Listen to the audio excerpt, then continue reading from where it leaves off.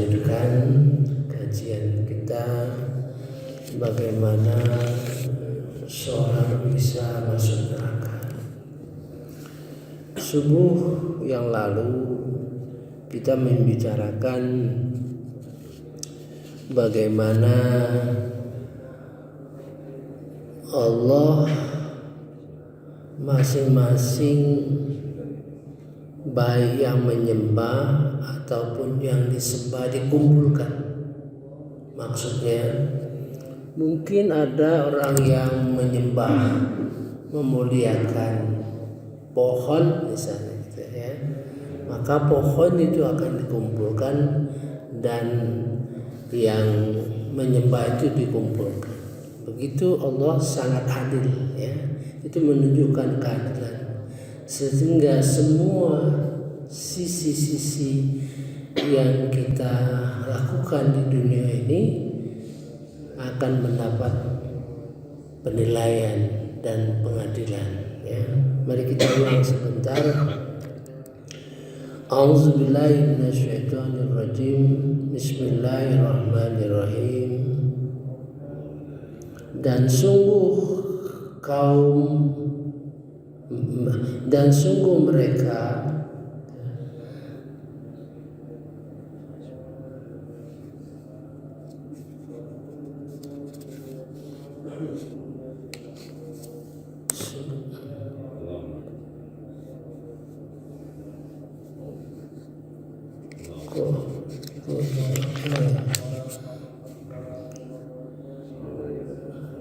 dan ingatlah pada hari ketika Allah mengumpulkan mereka bersama apa yang mereka sembah selain Allah, lalu Dia berfirman kepada yang disembah, apakah kamu yang menyesatkan hamba-hambaku atau mereka sendiri yang sesat dari jalan yang benar?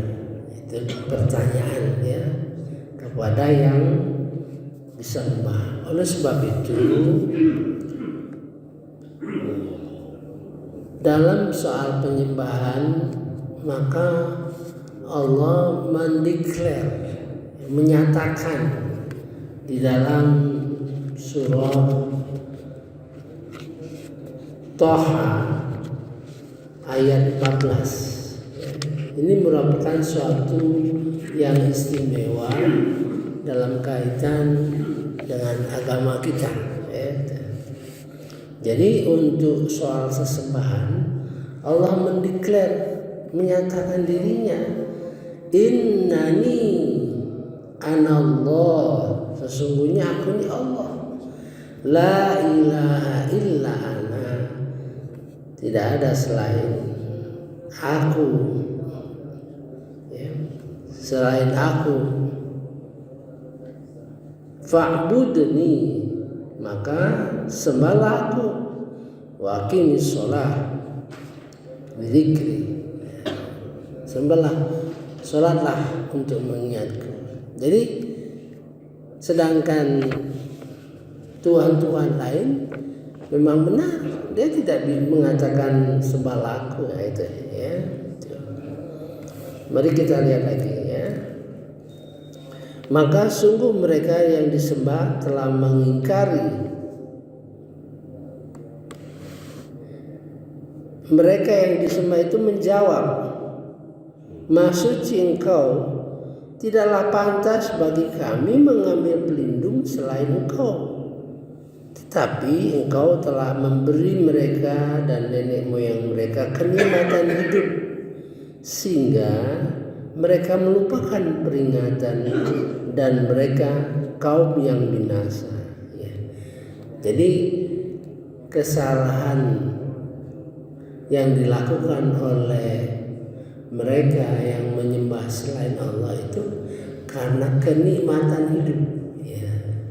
Sehingga lupa, karena mungkin kaya, karena mungkin dapat kedudukan, karena mungkin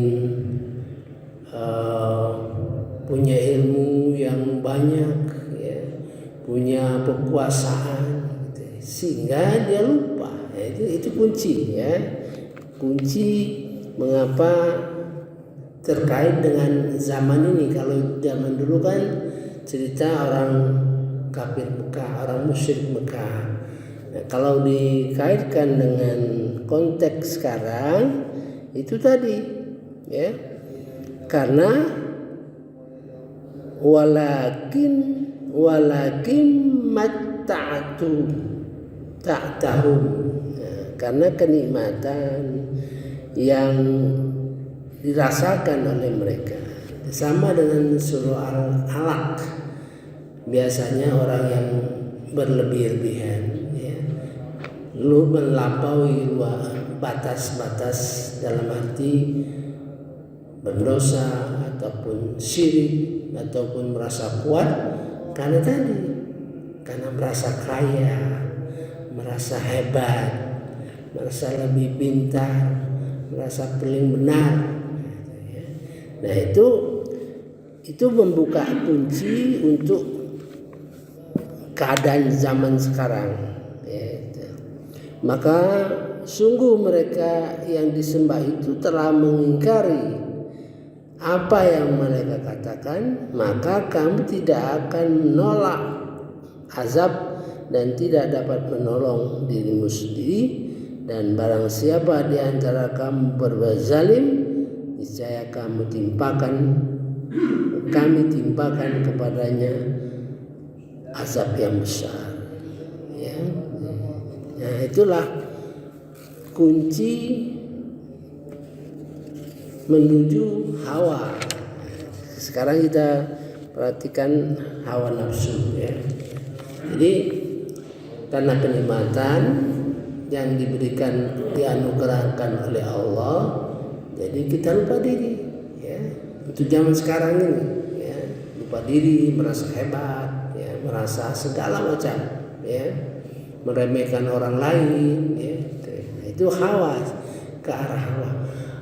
Hawa nafsu ini bisa menyesatkan baik bagi orang yang biasa saja atau orang yang berilmu. Jadi dalam Quran ini ada dua soal hawa yang menyesatkan itu ya.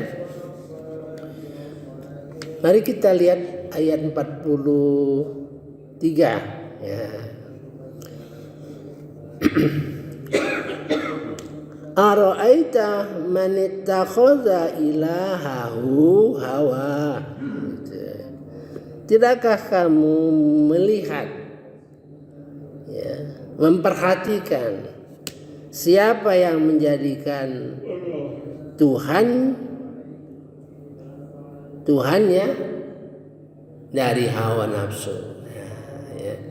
Jadi kalau kita mengikuti hawa nafsu, mengikuti keinginan, ya, kecenderungan kita menyenangi sesuatu sehingga melupakan hal-hal yang berkenaan dengan pengabdian kepada Allah, artinya mengikuti hawa nafsu. Biasanya hawa nafsu didefinisikan kecenderungan terhadap sesuatu di luar kontrol, di luar akal. Jadi bisa saja kita perhatikan ini ya, perhatikan diri kita, nyangkut diri kita ini ya. Kelihatannya hawa nafsu itu tidak terlihat kadang-kadang ya. Pokoknya kalau kita menjadi pemimpin ya, saja maunya saya, nggak bisa orang bantah. Nah, gitu. Padahal di dalam kepemimpinan apalagi yang bernapaskan Islam, musyawarah lebih utama. Tapi karena keras kepala, keras hati, maka dia mengikuti hawa nafsu sehingga katakanlah menimbulkan perpecahan. Itu rentetannya itu menimbulkan perpecahan, ketidaksukaan, ya, tidak harmonis karena mengikuti hawa nafsu. Ya, itu ya. Ini berkenaan dengan orang yang berilmu itu ya. Ada yang seperti orang-orang biasa saja ya. Afa anta, maka apakah kamu takunu alaihi wakila. Apakah kamu Nabi Muhammad sallallahu alaihi wasallam berkeinginan menjadikan keinginannya sebagai Tuhannya? Sudahkah engkau Muhammad melihat orang yang menjadi keinginannya sebagai Tuhannya? Apakah engkau akan menjadi pelindungnya? Kita lanjut ayat selanjutnya. Atau apakah engkau mengira bahwa kebanyakan mereka itu mendengar atau memahami gitu. Padahal dia tidak paham, padahal dia tidak dengar, gitu ya. Mereka itu hanyalah seperti hewan ternak, bahkan lebih sesat jalannya. Nah, mengapa selalu dicontohkan hewan ternak? Itu tadi karena tidak mempergunakan akalnya, akal sehatnya. Jadi dia turutkan hawa nafsunya. Gitu ya. Ini kelas rendah ini. Ya. Am tahsabu anna aktsarahum yasma'un aw ya'qilun. Apakah kamu mengira bahwa kebanyakan mereka mendengar atau menggunakan akalnya? Karena akal kita nggak akan berkembang ya, apabila hawa nafsu kita mengendalikannya. Itu makanya di dalam perintah takwa ketiga berkenaan dengan pengendalian hawa nafsu ya. Sehingga jiwa kita unggul. Itu praktek-praktek di dalam bulan puasa, pelatihan dalam bulan puasa gitu ya. Inhum illa kal an'am. Mengapa dicontohkan seperti hewan ternak itu? Mengapa nggak hewan liar aja? Hewan ternak itu lebih bodoh daripada hewan liar. Lebih bodoh. Sudah hewan paling bodoh lagi. Gitu. Kalau hewan ternak liar nggak bisa kita menangkap dengan mudah. Akalnya panjang, ya. Gitu. Instingnya. Balhum adallu sabila, bahkan lebih sesat daripada itu ya. Nah, sekarang kita lihat orang yang mengikuti hawa nafsu termasuk orang yang berilmu. Orang berilmu pun bisa mengikuti hawa nafsunya. Itu di dalam surah Al-Jathiyah ya. Al-Jathiyah nomor 23 itu ya. Afara'aita man ittakhadha ilahahu hawa, sama persis ya. Apakah kamu pernah melihat ya, orang yang menjadikan hawa nafsunya sebagai Tuhannya ya, dan sebagai Tuhannya, dan Allah membiarkan sesat dengan sepengetahuannya. Wa adallahu Allah wa ala ilm, dengan ilmunya. Jadi orang itu bukan sembarangan, berilmu, tapi karena mengikuti hawa nafsu jadi sesat. Mudah-mudahan kita tidak termasuk dua hal ya. Ala sam'ihi wa qalbihi wa khatama ala sam'ihi wa qalbihi, ditutup hatinya itu. Jadi pendengaran mereka ditutup, hati mereka ditutup gitu. Wa ja'ala ala basari ghishawa, dan dijadikannya penglihatan itu tertutup.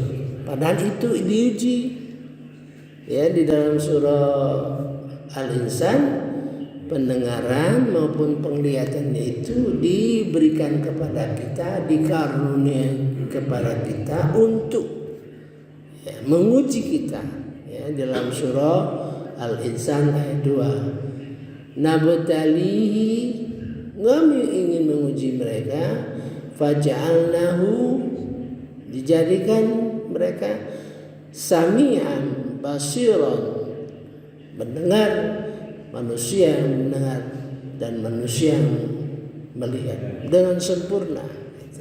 Nah, karena hawa nafsu kita jadi pendengaran, penglihatan ya, dan hati kita ditutup. Ya, ini beda, ya, ditutup agak mendingan lah, tidak dikunci sama sekali, ya, dikasih penutup aja. Mudah-mudahan terbuka ya. Faman yahdihi min ba'dillah, dan Allah mengunci pendengaran dan hati mereka serta meletakkan tutup atas penglihatan mereka, maka siapakah yang mampu memberi petunjuk setelah Allah membiarkan sesat? Faman yahdi min ba'dillah afala tazakkarun, apakah kamu tidak mengambil pelajaran? Ini juga akibat daripada pandangan mereka terhadap kehidupan dunia ini. Nah, kita lanjutkan. Dan mereka berkata, kehidupan ini tidak lain hanyalah kehidupan di dunia saja.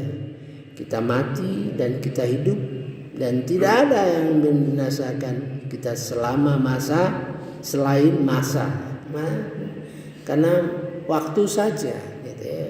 Jadi terlihat pandangan hidup mereka, tapi mereka tidak mempunyai ilmu tentang itu, mereka hanyalah menduga-duga saja. Jadi jangan dijadikan diri kita itu yang menduga-duga ya. Jadi kita menjadi orang yang punya ilmu, mudah-mudahan ya. Jangan menduga-duga ya. Saya kira dua ini saja cukup, nanti kita lanjutkan. Subhanakallahumma wa bihamdika, asyhadu an la ilaha illa anta, astaghfiruka wa atubu ilaik. Wassalamualaikum